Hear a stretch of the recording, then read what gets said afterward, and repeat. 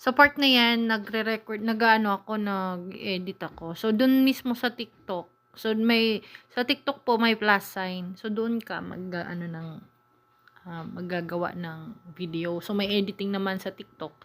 Mas madali akong mag-edit sa TikTok kasi pwede siyang So, ganyan ang ginawa ko. Pwede kang ng text. Tapos, kung ayaw mag-voice over, meron dyan, text speech. So, gamitin mo yun para magawan mo ng paraan. Itong ginagawa ko, faceless to. Kapag mag-edit ka, kung hindi ka satisfying, pwede mo naman po ulit-ulitin. Tapos, kung magdadagdag ka pa ng video, magpa-plus ka lang. Kapag satisfy ka na sa part na pag-i-edit mo, pwede ka nang mag-add link. So, sa part dito, mag-add to link ka na. Lumalabas lang yung add to link kapag mayroon ka ng showcase. Pero pag wala pa, pwede naman delay basket. Kapag pinindot mo yung add to link, pupunta ka doon sa showcase mo.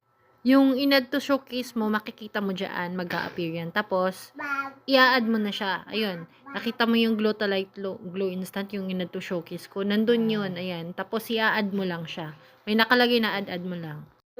Then, sa part na yan, kung gusto mong palitan yung front page mo, yung nakikita ng mga tao, palitan mo yan, meron naman siya. Papalitan mo lang yan siya. Then, papangalanan mo anong gusto mong title page sa harap.